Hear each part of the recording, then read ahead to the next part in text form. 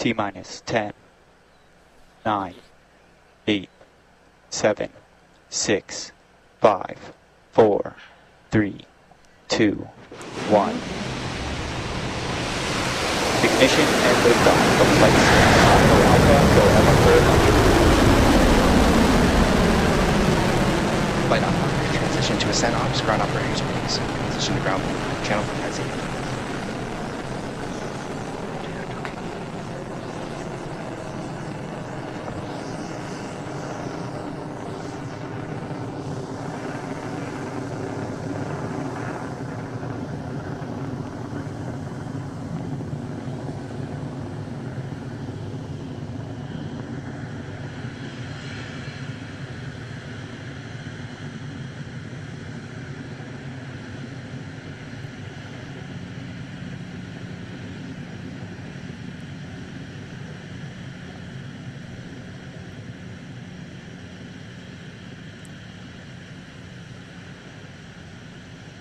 Vehicle supersonic.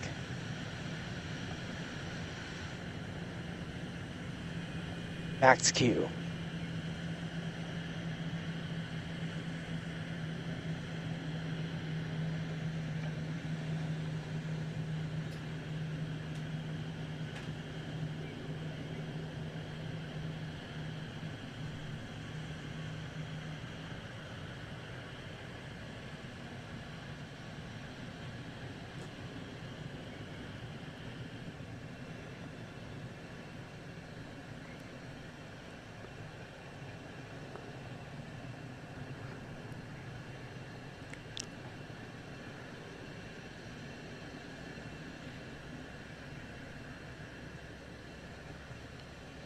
Man, you can see the atmosphere thinning. You really can. That plume expansion there. That's beautiful. Should be coming up on Miko here. T plus 2 in about minutes. 30 seconds.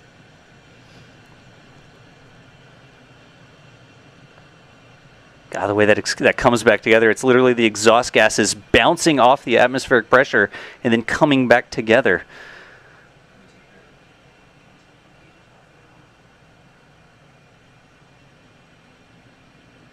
Continuing to go down range here.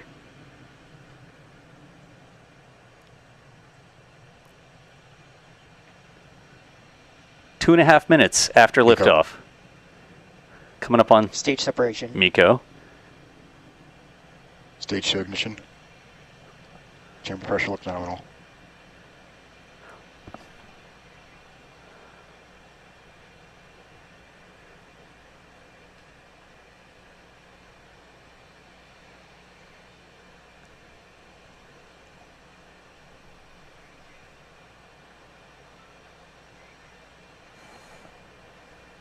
Bearing separation.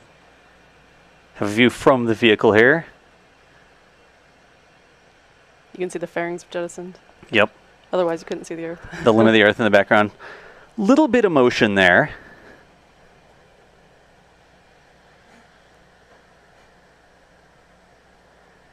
But now we're into that longer second stage burn. The lightning doing its job to get that horizontal velocity going around the Earth.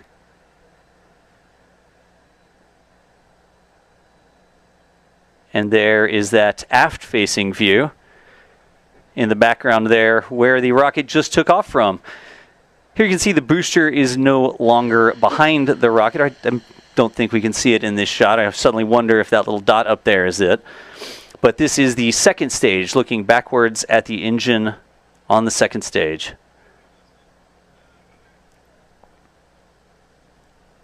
Looks like some of the trackers are having a little bit of difficulty keeping it in frame there.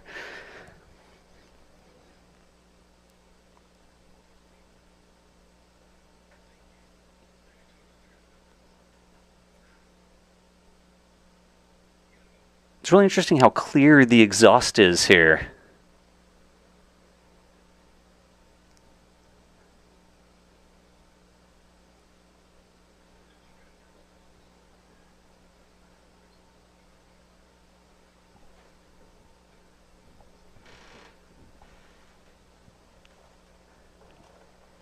But once again, going to stay with it. We are going to come up on an expected comms blackout. We're going to try to share with you the views here from the vehicle as long as we have them. The comms blackout is expected, but it's also a little estimated. So if the feed cuts out a few seconds before the exact timing that we were talking through, that might be nominal. Yeah. How you doing, Morgan? I'm doing great. Sorry, I'm being handed things. And I can only focus on one thing at a time. Yeah, I'm doing great. That was a beautiful launch. And I just love watching these camera views. Yeah. It was a little tough there with the marine layer. We had a lot of bloom on the ground. A little tough to see the rocket lifting off. I love that we kicked it off with the engine shot. Mm-hmm. Just kept it with the engine shot as they sort of exited that blast camera down in the trench itself, or I guess right under the engines. But Lightning and Stage 2 continuing on with the propulsion here. Yeah, again, we're expecting to burn this engine until T plus 8 minutes and 28 seconds. Right. That's when we expect SECO. So another 2.5 minutes roughly in this burn. Yeah. Yeah. And again, here, this phase of flight is all about gaining velocity around the planet, right?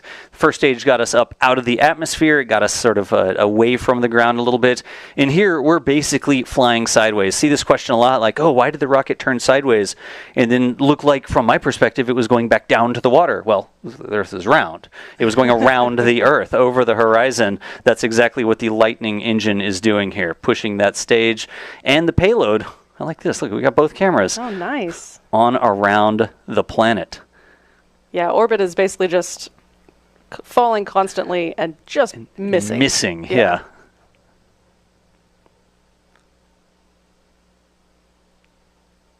Coming up on T plus 7 minutes. We're also listening into Mission Control now, so if any call-outs come from Mission Control, you will get them directly from there.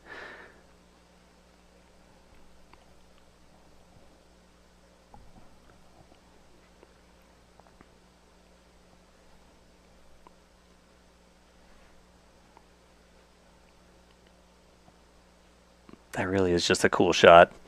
Like you could even see, like it's headed south, and the sun was rising. To the, like if you were on the rocket, the west would have been the left-hand side of the rocket, and there you can see the Earth a little bit illuminated there, and then a little bit darker on the right-hand side. You can see the sun reflecting off of the rocket itself. Yep.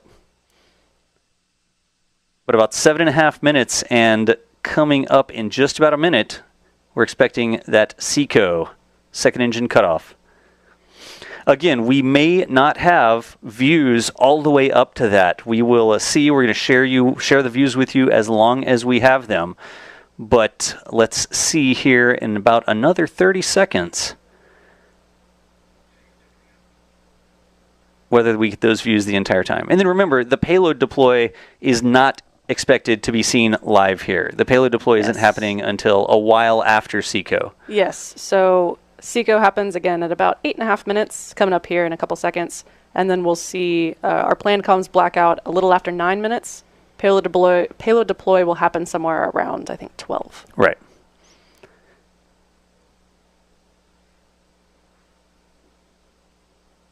I'm watching the flicker of the second stage engine there. Mm-hmm.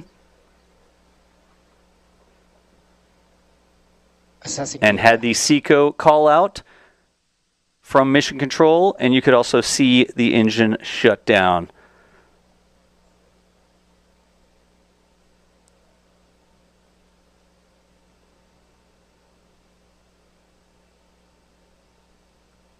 Expected LOS at VTRS in 60 seconds.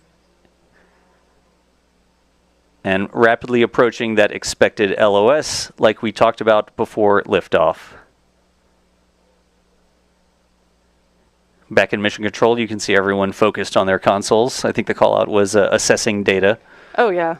When I run tests and things, I wish I have more than 3 monitors. I usually see a bunch of flack for people having 3 monitors in the control room, but you're actually looking at a lot of data at once.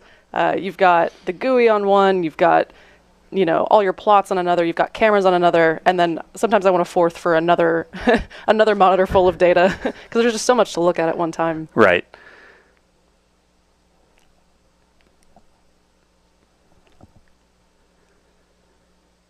Now coming up on T plus 10 minutes.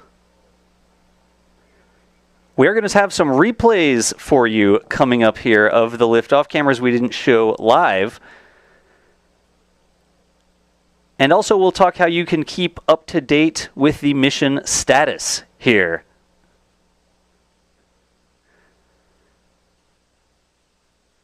So now's the time when we can ask, if you were out at home, did you step outside during liftoff, and were you able to see that? If you're over there in LA or San Diego, over in Phoenix, Arizona maybe, all the way over to Albuquerque, let us know in the chat, did you catch any information, did you catch any shots of that launch? And I think we just heard the LOS there. And tag us on social media if you did.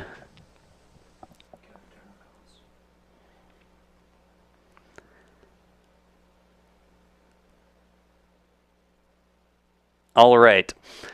So, folks, that is the views that we are able to share, that we have, because we are now in that comms blackout. And as we discussed earlier, because of the long delay before we're expected to get that signal back, and then the priority order of downloading the data, getting the telemetry first, and then getting any video that's able to come down of payload deploy, that's not going to happen for almost another hour and 20 minutes. So we will not plan to stay live through that. But as a quick reminder, you can keep up with what the mission status is by following along on social media. Best place might be the Firefly main website, where you can find all the social media accounts, but expect updates as to the mission status after we get the folks here in Mission Control assessing the data that came down before that, and then getting any data that comes down after the comms blackout ends in another 25 minutes or so.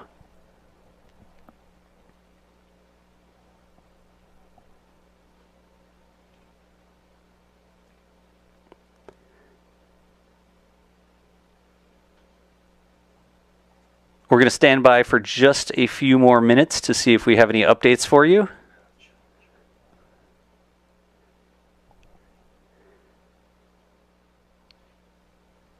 All right. The big thing here is the data coming down, the team's reviewing the data that came down on the rocket.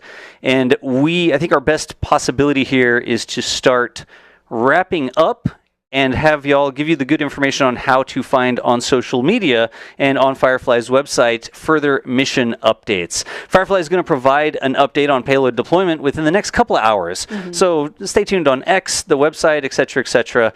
Now, looking ahead, there's a lot happening for Firefly through the rest of the year, isn't there, Morgan? Yeah, we have a ton happening in the remainder of the year. So Flight 6, check mark. We're going to be continuing to work with our customer on that for the next, couple hours. And then Alpha Flight 7 is coming up pretty quick with Lockheed Martin's TACSAT in the next couple months. So that will be a dedicated mission again for Lockheed Martin, Alpha Flight 7. We also have Victus Haze, which is a mission coming up soon. Alpha will be launching another U.S. Space Force responsive space mission, so kind of a follow-on to Victus Nox. Victus Nox was our Flight 3 for Alpha, and it was a rapid response. You get a call, and you have to launch, or be prepared to launch within 24 hours. Right. So Victus Haze is kind of a follow-on to that. We also have Elytra Mission 1 coming up here pretty quick. So our first on-orbit Elytra mission will be later on this year.